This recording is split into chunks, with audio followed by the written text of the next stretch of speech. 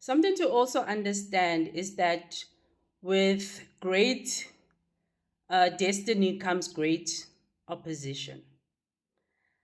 So, what do I mean by that? So, I take lead from the biblical characters of maybe Joseph or even a Moses or David, whose lessons actually show us that with great destiny comes great opposition. And your first level of opposition, and probably even the greatest, will be your own family, right? With Joseph, it was his own brothers who sold him into slavery. Similar with David, both the father as well as the brothers, they were kind of like giving him those who do you think you are vibes. And even with Moses, his greatest opposition was his own family. Yeah.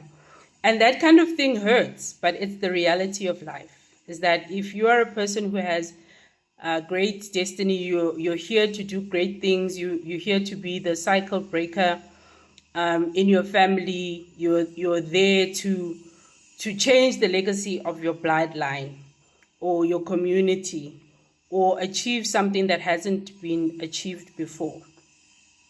You will be faced with great opposition, and it will start even in childhood, carry on, um, you know, as you grow up, you're going to be the one that's going to be bullied. You're going to be the one that everybody doesn't like, or the outcast in your family or your friendship groups.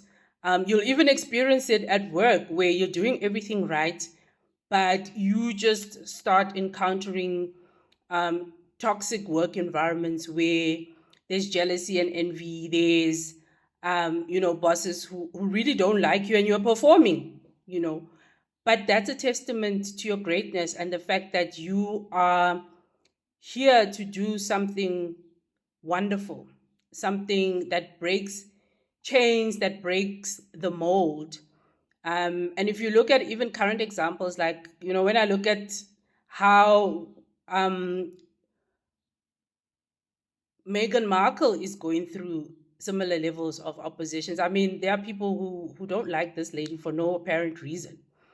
Um, and she's getting it from all sides, Seems to be the nicest person, good values, grounded, got a good head on her shoulders. But yeah, there you go. You're still seeing those levels of oppositions. So opposition. So know that it's a process of perfecting you for your ultimate destiny. So it hurts, and boy, do I know that because I've been through that my whole life. Found myself in environments where you know you have opposition from all sides. Yeah, as the scripture goes, you are pressed on all sides. But it's a process of being perfected. It's a process of growing you. It's a process of getting you to accept the mantle that was, as bestowed upon you since even before you were born. Yeah, and that's spiritually speaking. So, what do you need to do when these kind of things happen? Because they will be there. You need to keep focusing on yourself.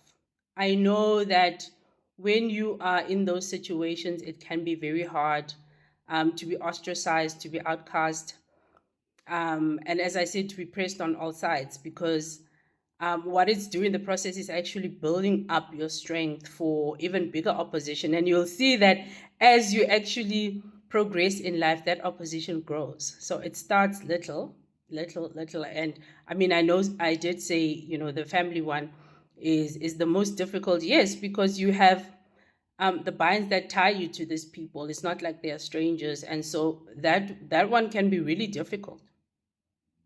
So it's important to focus on yourself, not to give up, and look out for those people that are going to support you. Have those loyal friends, those co-workers who actually have your back, and use those things that I talked about in my previous video. That intuition, your discernment, use your judgment, because sometimes the people who oppose you, they will approach you as if they are your friends. They will approach you as if they are on your side. Meanwhile, they are trying to get to know you so that they can have an in terms of how they're going to break you down. Okay. So in as much as this thing manifests in the physical world, it's also very spiritual because it's tied to your destiny, but you may not always see that because it's things that you are facing in daily life. So it's very important to be able to use those innate knowing skills of intuition combined with your discernment to be able to judge the situations for what they are, and not lose yourself and immerse yourself in terms of fighting wars that are not yours to fight. Sometimes you're just there to observe. Sometimes you are just there to learn from the level of opposition that you are getting.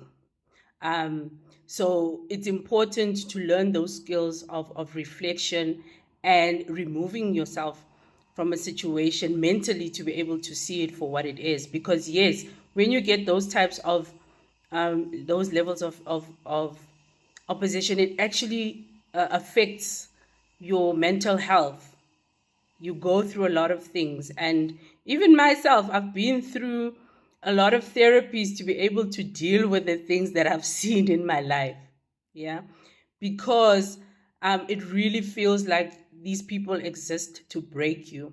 But in understanding the spiritual background, I've been able to see that um, on a spiritual level, it's also a process of perfection.